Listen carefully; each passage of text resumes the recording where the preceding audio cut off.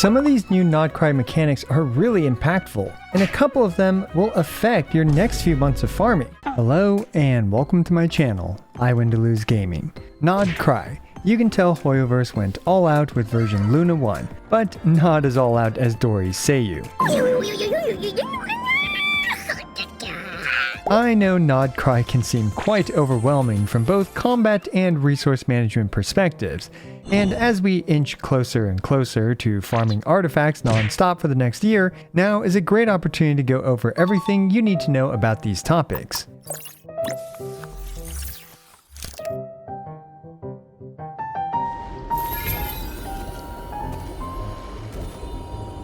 I get it, with our ever-expanding roster of characters in Genshin Impact, and with 2 new artifact sets, it can feel overwhelming to try to figure out how to plan ahead. Fortunately, I've spent some time thinking about this conundrum on the Porcelain Throne, and can hopefully give you some direction for what artifacts to keep and what artifacts to toss out, as well as a brief explanation of all the new moon-related shenanigans. For example, this artifact might not seem worthy of attention, but it might just be a surprising diamond in the rough. Not only that, but we'll need to understand some of the basic mechanics and changes that you might have missed with Nod-Krai's release. Speaking of missing, in case you missed everything recently in Genshin, well, do Nod-Krai, because Genshin Impact version Luna 1 has been exceeding player expectations with its updated storytelling, vast amount of areas to explore, and availability on PC, mobile, and consoles. And quick reminder, not to forget about the free 5-star standard banner character selector and tons of anniversary rewards,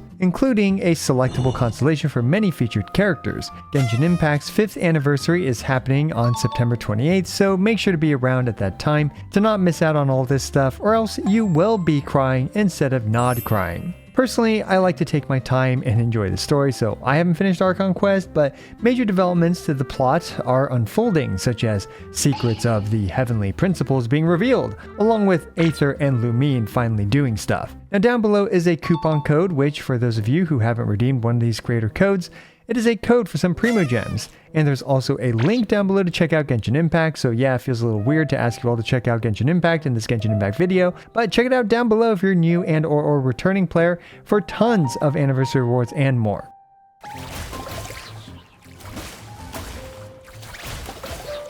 Now, before we dive into the nitty-gritty and get mooned by all the moon-related shenanigans, let's quickly talk about a mechanic implemented in Luna 1 that doesn't actually get much attention. And that is the buff to the Dendro bloom reaction. You probably might have missed this, or heck even forgotten about this, but bloom and burgeon actually do damage to your own characters, and before version Luna 1, I believe it used to be 5% of the damage dealt to enemies is dealt to you. Now in version Luna 1, it only deals 2%. This is actually a surprisingly impactful and kind of necessary change. For those wild whale lords out there who might get some level 100 characters, leveling a character up to level 100 makes bloom reactions deal around 16 more damage, which of course leads to you taking more bloom damage as well. Then on top of that, Lalma boosts bloom damage significantly, which means you could have actually ended up killing yourself faster than you kill the enemy. So nerfing self bloom damage from 5% to 2% not only makes it so hitting the enemy harder doesn't punish you more, but it also allows you to fully send your bloom activators with maximum elemental mastery instead of a hybrid elemental mastery plus healing build. Because even with full elemental mastery, healers like Barbara and Kokomi are much more easily able to keep up with the nerfed 2% self-bloom damage.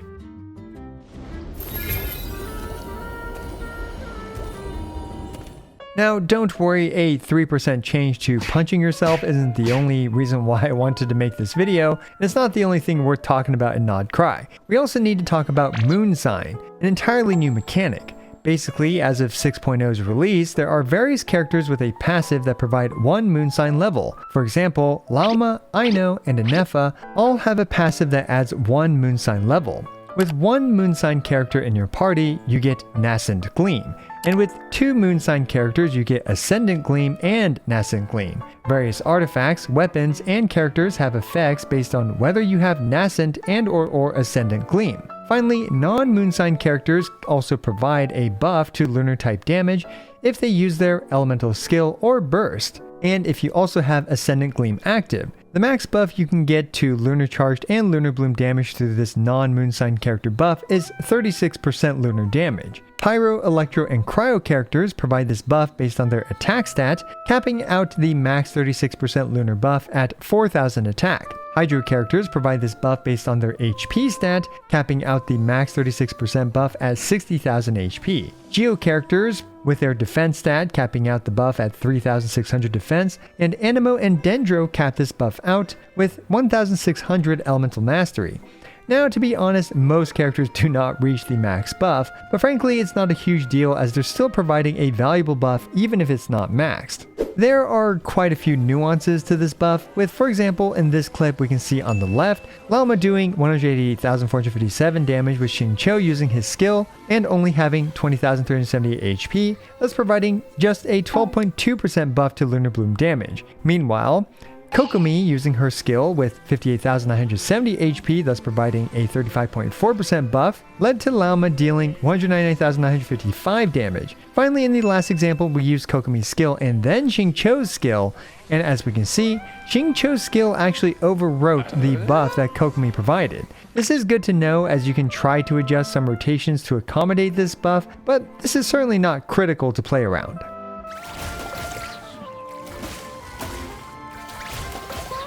The next topic worth briefly talking about is lunar type damage. I've already gone over this damage formula extensively in my full guide videos for Anefa and Llaoma, but I'll try to briefly cover them here. At the moment, Lunar Charged is enabled by Anefa and will also likely be enabled by Flins, and Lunar Bloom is enabled by Llaoma, and if I had to guess, probably Nefer as well. Let's start with Lunar Charged, which actually has two different types of damage and two formulas.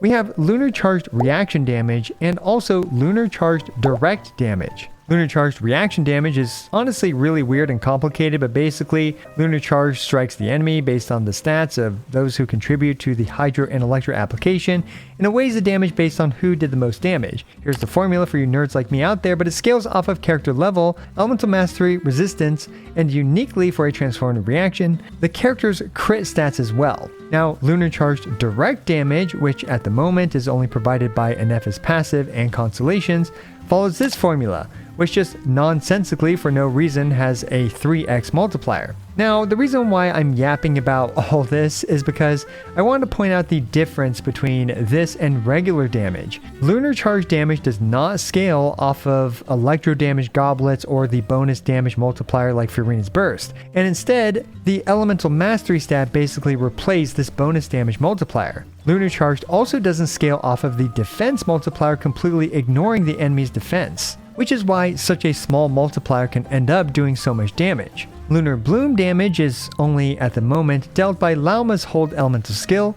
and it is very similar to Lunar Charge Direct Damage, although it doesn't have that mysterious 3x multiplier for no reason. So yeah, as you can see, these lunar damage based characters have poor compatibility with characters that provide elemental or bonus damage buffs like Furina, Mona, the Cinder City, etc. And instead, lunar damage much prefers elemental mastery buffs.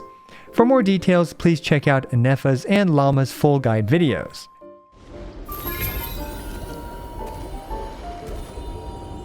Now, we've been yapping a lot about all sorts of moons, Nascent Moon this, Ascendant Gleam that, and Homer's full moon. But what the heck else is even affected by moon sign level? Well, all the new craftable weapons are affected, with, for example, the Black Marrow Lantern providing an additional 24% Lunar Bloom damage with Ascendant Gleam, aka 2 Nod-Krai characters. This of course provides valuable buffs, but also characters like Ino and Flins gain major improvements to their kits with Ascendant Gleam, so it's highly recommended to use 2 Nod-Krai characters with them. Llaoma is a bit of a special case though, since she provides a different buff based on whether or not the team has Ascendant Gleam or Nascent Gleam. All this brings us to the next thing that Moonsign affects, that being the new Nod-Krai artifacts. We're reaching the point where it's time to start grinding for artifacts, especially with Stygian Onslaught and the bonus 5-star artifacts that it drops. First, we've got the Silken Moon Serenade, which is shaping up to be this region's general support set, similar to the Skull of the Hero Cinder City was for Natlin. And step aside 4-piece instructors, or I guess they can actually work together pretty well, but the Silken Moon's Serenade is here to take its job. The 2-piece set provides 20% energy recharge, and the 4-piece set is a bit complicated, but basically Basically, if the equipper deals elemental damage via their burst or skill, the entire party will gain 60 Elemental Mastery with Nascent Gleam, or 120 Elemental Mastery with Ascendant Gleam, and just to clarify, if you have Ascendant Gleam, you do not get 180 Elemental Mastery, you just get 120 Elemental Mastery for the team. Not only that, but the party gains Gleaming Moon Devotion, which provides 10% lunar damage to the team. Then we have the DPS set, the Night of the Skies Unveiling. The 2-piece set provides 80 Elemental Mastery, and for the 4-piece set, after a lunar reaction is triggered, if the equipper is on field, the equipper gains 15% crit rate with Nascent Gleam, or 30% crit rate with Ascendant Gleam. And just like the other set, if you have Ascendant Gleam, you just get 30% crit rate, not 45%. Also, you gain Gleaming Moon Intent, which boosts the party's lunar damage by 10%. Notice that on the Silken Moon Serenade, you get Gleaming Moon Devotion, and on the Night of Skies Unveiling, you get Gleaming Moon Intent, and both of these give 10% lunar damage. And since these are two different Gleaming Moons, thus with both active, you get 20% lunar damage. Although keep in mind that there's no point having two characters equip the Silken Moon Serenade because the Elemental Mastery buff does not stack. Also, notice that both of these artifact sets, their 4-piece set bonuses are literally useless unless you have Nascent Gleam or Ascendant Gleam, aka 1 or 2 Nod-Krai Moonsign characters on the party. One last detail about the Night of the Skies Unveiling, the crit rate buff does last for 4 seconds after the lunar reaction happens, and can still be active for a few seconds after the character swaps off, although it does not get re-triggered when a lunar reaction happens. So this is not too useful or relevant, but knowledge is power, and apparently knowledge is also knowing up to 4 seconds of this crit rate buff while off-field power. Alright, let's talk about what artifacts you should keep your eyes peeled for as you farm for literally 5 years and still don't have a 50% crit value artifact. Look, I have an issue. I'm always battling with my artifact inventory space, and it's a losing battle. So please understand that this advice comes from an individual with artifact hoarding disorder. Starting with the Silken Moon Serenade, there are a lot that are worth keeping since you can put it on pretty much any party member as long as you have Nascent or Ascendant Gleam. As such, it's frankly a bit too universal, which makes it a pain in the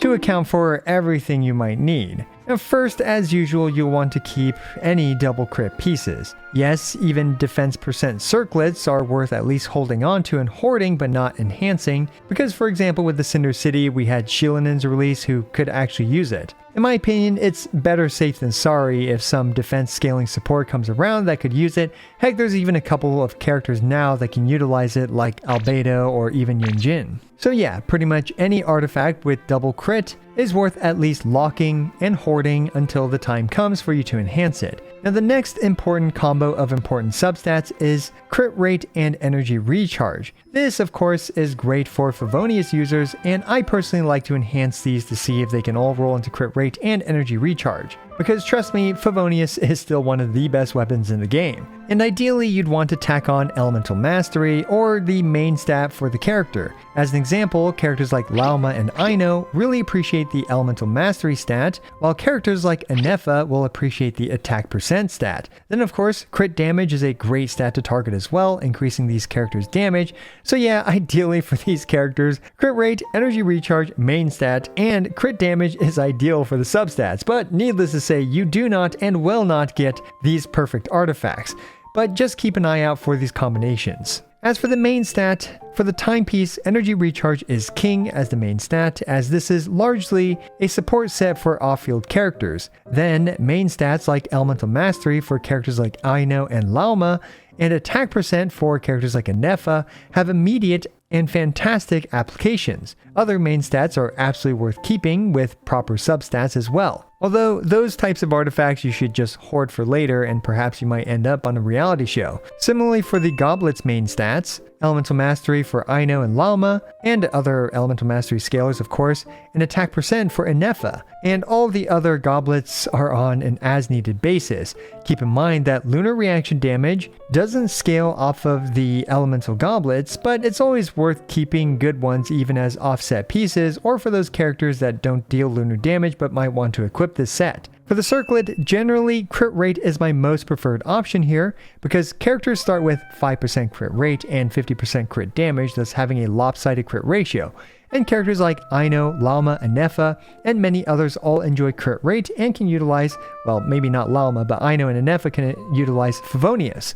However, you should always keep good artifacts of the other main stats as well and enhance them on an as-needed basis. Fortunately for the Night of the Skies Unveiling, since I've conditioned you all with the format from the previous artifact set Yap session, we can blitz through this one. Since this is a DPS set, you just want the usual DPS substats of crit rate and crit damage being your top priority. Then typically your main scaling stats like attack percent for probably Flynn's, and energy regen and elemental mastery are great too. For the main stats, timepiece should be the usual attack percent, and elemental mastery is decent too. Then hoard good other main stat artifacts just in case we get different types of scalers, and or you plan to use this on other characters like Hu Tao or something. For the goblet, it's also attack percent and elemental mastery as the priority since, well, Lunar Damage, again, doesn't scale well off of bonus damage goblets, but you can use this on other DPS characters like Alhaitham, Sino, Hu Tao, who all appreciate the proper elemental goblet. For the circlet, since this thing provides 30% crit rate with Ascendant Gleam, crit damage tends to be a bit more favored, but of course if crit rate helps you reach the better crit ratio of 1 crit rate to 2 crit damage, then yeah, crit rate is good too. Generally speaking, circlets on DPS sets tend to not want the other main stats, but it doesn't hurt to hoard good ones and consider leveling them up later on an as-needed basis. Finally, I've got a couple more bits of advice. You should be slowly collecting a good instructor set, as the extra elemental mastery can be a great option for lunar reactions. And personally, remember that crappy artifact I showed you guys at the beginning of the video? Well, I actually always enhance every flower, feather, goblet, and circlet that has 4 lines and energy recharge as one of the substats to go for the legendary +5 rolls energy recharge artifact. Remember, you don't need to do this for the timepiece because it has energy regen as a main stat, but for the others, these can be great off pieces for supports who need that last bit of energy recharge for game modes like Stygian Onslaught.